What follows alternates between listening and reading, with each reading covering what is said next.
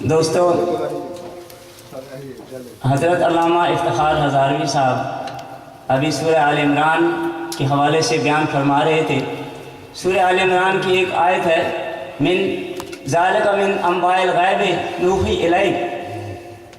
اللہ پاک نے حضرت عیسیٰ علیہ السلام کو فرمایا کہ میں تمہیں غیب کی خبریں دیتا ہوں اور تم ان تک پہنچا دو۔ یعنی یہ لوگ جو گھر میں رکھ کے آئے ہیں یا یہ جو کھا کے آئے ہیں، یہ ان سب کی خبر میں تمہیں دیتا ہوں اور تم ان کو بتا دینا۔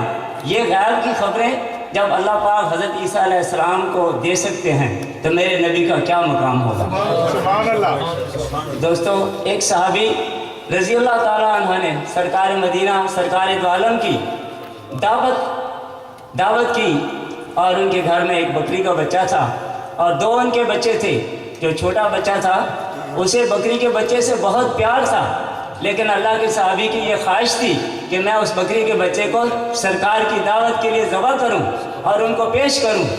بچہ جو ہے، بکری کا بچہ دوڑ رہا تھا اور جو ان کا بیٹا تھا وہ بکری کے بچے کے پیچھے دوڑتا دوڑتا چھت سے گر گیا، اور چھت سے گرنے کے بعد وہ فوت ہو گیا۔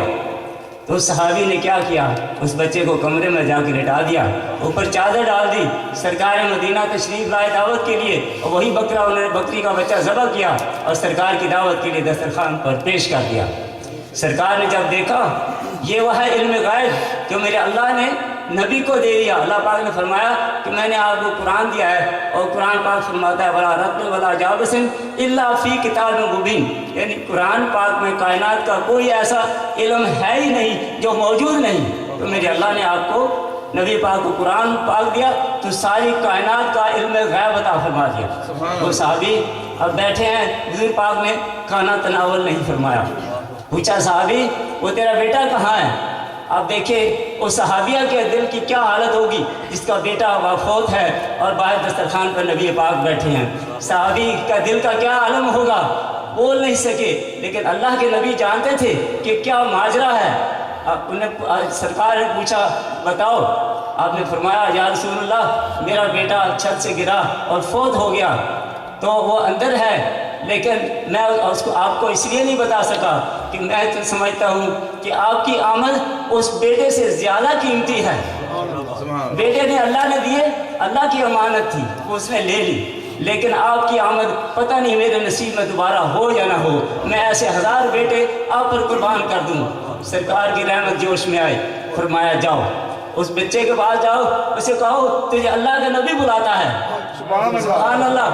جب صحابی کمرے میں گئے تو کہا بیٹا اٹھ، اللہ کا نبی تمہیں پکار رہا ہے۔ ماشاءاللہ۔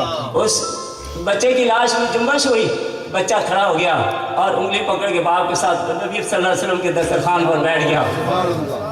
اب بچہ رو رہا ہے، بچے نے نبی پاک کی شفقت پھر جوش میں آئی، کہا بچے تو کیوں رو رہا ہے؟ آپ نے فرمایا یا رسول اللہ آپ کی دعوت کے لیے میرے باپ نے وہ میرا بکری کا بچہ ذبح کر دیا۔